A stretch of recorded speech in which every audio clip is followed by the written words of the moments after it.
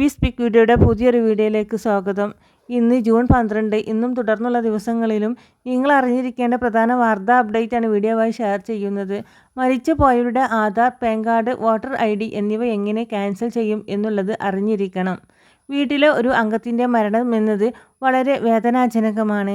പക്ഷേ അവരുടെ ഔദ്യോഗികമായ രേഖകൾ എങ്ങനെ പിന്നീട് കൈകാര്യം ചെയ്യും എന്നുള്ളത് അറിഞ്ഞിരിക്കേണ്ടത് മറ്റുള്ളവരുടെ കടമയാണ്.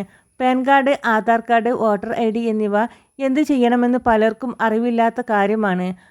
അത് കയ്യിൽ സൂക്ഷിച്ചാൽ മതിയോ? സർക്കാരിലേക്ക് തിരികെ ഏൽപ്പിക്കണോ? അതോ നശിപ്പിച്ച് കളയണോ? അങ്ങനെ നിരവധി ചോദ്യങ്ങളും സംശയങ്ങളും പലർക്കും ഉണ്ടാകും. അതിൽ പ്രധാനമായ കാര്യമൊന്നാണ് ഈ രേഖ ദുരുപയോഗം ചെയ്യപ്പെടാനുള്ള സാധ്യതയുണ്ട് എന്നുള്ളതാണ്. തട്ടിപ്പുകൾക്ക്, അനധികൃതമായ സാമ്പത്തിക ഇടപാടുകൾ ഇവ ചിലപ്പോൾ ആരെങ്കിലും ഉപയോഗിച്ചേക്കാം. അതിനായി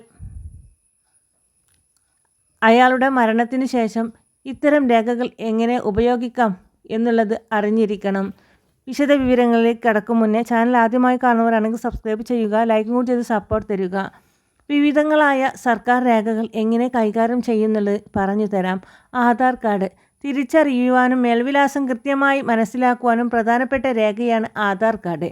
LPG subsidy, scholarship, EPF account എന്നിവയുമായി ബന്ധപ്പെടുത്തുന്ന നമ്പർ ഇതാണ്. നിലവിൽ ആധാർ കാർഡ് ഡീആക്റ്റീവ് ചെയ്യുവാൻ പ്രത്യേക സംവിധാനങ്ങളൊന്നുമില്ല. പക്ഷേ മരിച്ചയാളുടെ രേഖ ഉപയോഗം ചെയ്യപ്പെടില്ലെന്ന് ഉറപ്പാക്കാൻ unique identification authority of India വെബ്സൈറ്റിലൂടെ ഒരു വ്യക്തിയുടെ ആധാറിൻ്റെ ബയോമെട്രിക് വിവരങ്ങൾ സുരക്ഷിതമാക്കാൻ ബന്ധപ്പെട്ട ക്രെഡൻഷ്യൽസ് ലോക്ക് ചെയ്താൽ മതിയാകും. Pan card income tax retail file ചെയ്യാനും ബാങ്ക് ഹാൻഡ് ഡിമാറ്റ് അക്കൗണ്ടുകൾ പ്രവർത്തനത്തിന് സാമ്പത്തിക വ്യവഹാരങ്ങൾ പൂർത്തീകരിക്കാനുമെല്ലാം പാൻ കാർഡ് വേണം. ഈ അക്കൗണ്ടുകൾ ക്ലോസ് ചെയ്യുന്നത് വരെ പാൻ കാർഡ് നിർബന്ധമായ സാഹചര്യങ്ങളിൽ പാൻ കാർഡ് സൂക്ഷിച്ചേ മതിയാകൂ. ID കാർഡ് ഫയൽ ചെയ്യുമ്പോൾ income tax department tax return file ചെയ്ത് പ്രോസസ്സ് ചെയ്യുന്നത് വരെ സൂക്ഷിക്കണം.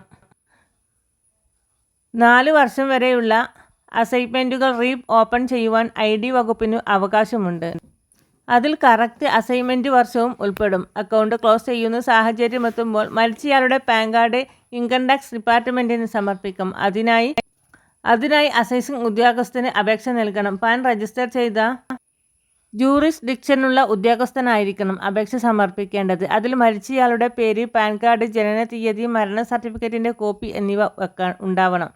മരിച്ചയാളുടെ വോട്ടർ ID ക്യാൻസൽ ചെയ്യാൻ 1960 രജിസ്ട്രേഷൻ ഓഫ് ഇലക്ഷനേഴ്സ് റൂൾസിന് കീഴിലുള്ള ഫോം 7 പൂരിപ്പിച്ച് സമർപ്പിച്ചാൽ മതി. പ്രാദേശിക തെരഞ്ഞെടുപ്പ് ഓഫീസിലെത്തി മരണ സർട്ടിഫിക്കറ്റിൻ്റെ കോപ്പിക്കൊപ്പം സമർപ്പിച്ചാൽ വോട്ടേഴ്സ് ലിസ്റ്റിൽ നിന്ന് മരിച്ചയാളുടെ പേര് ഒഴിവാകും.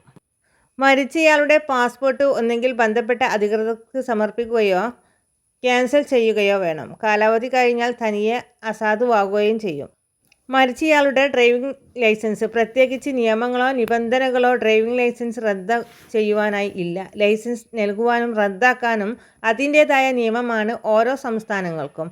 ഒരാൾ മരണപ്പെട്ടാൽ റീജിയണൽ ട്രാൻസ്പോർട്ട് ഓഫീസുമായി ബന്ധപ്പെടാം. തുടർ നടപടികൾ മനസ്സിലാക്കാം. മറ്റൊരു കാര്യം ശ്രദ്ധിക്കേണ്ടത് ഇവരുടെ പേരിലുള്ള വാഹനങ്ങൾ കൈമാറുമ്പോഴുള്ള പ്രശ്നങ്ങളാണ്. അതും ഓരോ സംസ്ഥാനത്തിൻ്റെയും പ്രത്യേകം മനസ്സിലാക്കണം. വരും ദിവസങ്ങളിലെ എല്ലാ സർക്കാർ അറിയിപ്പുകൾക്കും നിങ്ങളിലേക്ക് എത്തുവാൻ വേണ്ടി ഈ ചാനൽ സബ്സ്ക്രൈബ് ചെയ്യുവാൻ മറക്കാതിരിക്കുക.